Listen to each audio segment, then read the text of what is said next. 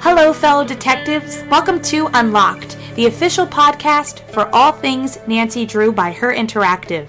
I'm your host, Tammy Tuckey, and this week we welcome voiceover artist Lowell Deo to the show. Welcome to the show. Hi, Tammy. Thanks. It's really a pleasure because we really haven't had a ghost hunter on the show before. I'm just kidding. I'm kind of referring to your character of John Gray in The Last Train to Blue Moon Canyon, which is a really fun game, and I really love it, and I played it recently, and I love John Gray because it's like one of those characters that you're not expecting in the Nancy Drew series, who believes in ghosts and spirits, so I love the character. Well, thank you. As a matter of fact, I was just playing the game because, if nothing else, I wanted to see what he looked like. And I think when I got the game, I don't think I ever played it, but I looked at it and I thought, oh, okay, that's what he looks like. So yeah, I definitely liked their take on him. Before we get into more Nancy Drew questions, I thought I'd ask about, how you kind of entered in the voiceover industry, because not only do you do voiceover, but you also act. So what kind of inspired you to go into that direction? Well, I spent a lot of years as a television reporter.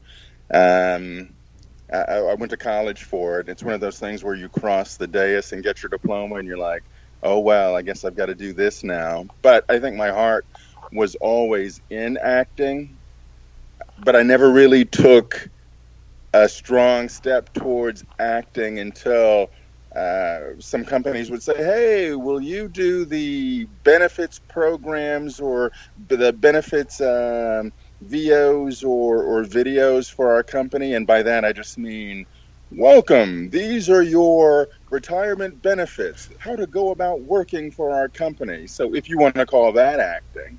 And I think a friend of a friend who turned me on to Her Interactive, and I think that was the first time I really got to play a character. And how did they introduce the character of John Gray to you? Did they show you a picture of him? Well, no, and that was the most exciting part for me, because when you hear voiceover, at least when I would hear voiceover, I would think that I would have to make some goofy voice or just make something entirely different. But I remember when I went over and we actually recorded it, they're like, no, just be you. We like the voice that you have now. But whereas everything I'd ever done had been, we want the smiley guy, we want the happy guy.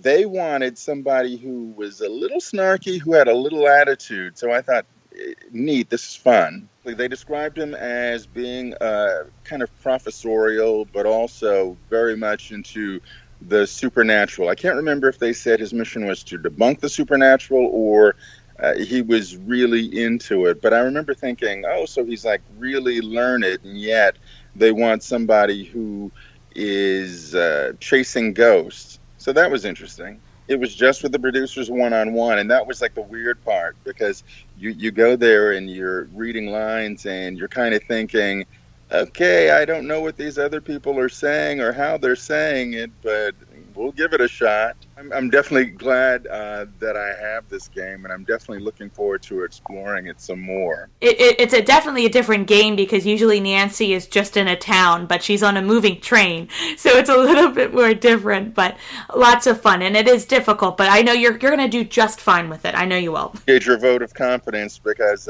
I started it last night, and then this morning I started it again, and I thought, maybe I should check out the tutorial. It pick up some hints, and it's just weird because I'm thinking, good thing I'm not Nancy Drew, because nothing would ever get solved.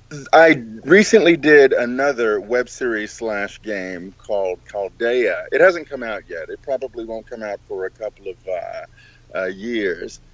And it was weird because they needed me to affect a Congolese accent. So between Chaldea and Nancy Drew, I'm building up, I guess, a canon of video games. Well, it's funny. The one thing I've learned in trying this acting thing is when a producer says, "Can you do an accent?" You always say yes, and then you go to YouTube and you study like the Dickens. And there's another website online. Its acronym is IDEA, and I think it's International Dialects of English something. And all you do is you click around and you can hear native speakers there too. So yeah. Thanks to the internet, you can pretty much figure it out. I was going to say, the secret for accents is there's usually a mouth placement. So if you can figure out how a native speaker, their mouth, whether it's the jaws out or the tongue is on the upper palate or blah, blah, blah, then everything just clicks into place. Well, what other projects have you also been working on besides just the voiceover aspect? Sure. I said this is the television show Grimm's final season. And I was lucky enough to book a role on it. It'll air in May. So I'm kind of excited for that. I won't tell you what happens to me or with me, but yeah, definitely check it out. Well, do you have any advice for aspiring voiceover artists? Because I know we do have some listeners that are interested in maybe pursuing that career, and it's probably not the easiest one to get your foot in the door with. I think the mistake that a lot of voiceover types make is trying to be everything to everybody.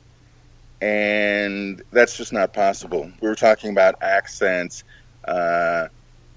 You can't expect to just walk in and do an Australian accent or a British accent or blah, blah, blah, because the producer will just hire someone who's British or Australian or from New Jersey or whatever. So people should take stock of what they do well, and put it in a range. And what I mean is, basically be yourself, but just hone in on, this is me happy, this is me doubtful, this is me angry, blah, blah, blah. And that should be enough. Just remember, you are enough. And when you walk in, or you do an audition and nothing ever comes of it, it's so easy to beat up on yourself because you're thinking, oh, they didn't like me. We take it personally. But the key is, don't beat up on yourself. Don't blame yourself. You don't know what went into whatever happened with the project. And you never know who may know the other person. Maybe a producer knows another producer and may suggest you for something, or may say, hey, they did a really great audition. It's always like, keep your mind open, because you probably have found the same thing. Everybody knows everybody. Exactly. So that's why you got to go into every project, and you've got to be as professional and on your game as possible. Not to put pressure on yourself, but just to know, again, that you're enough and that you're going to do what you do, and then just leave your cards on the table and walk away. It's great advice. And if you could describe your experience working for Her Interactive and being a part of the Nancy Drew universe using one word, what would you use? It's a big word, but I'd say transformative. Because, again, that's the one where I walked in thinking, oh, I've got to do some goofy voice, or I've got to affect an accent, or I've got to do this. And they're like, no, just do you, but with a point of view. I can't thank you enough for coming on the show. This was a lot of fun. And hopefully we will see John Gray in the near future. That would be great to see him back in the games. Tammy, it was a blast. Thanks for having me on.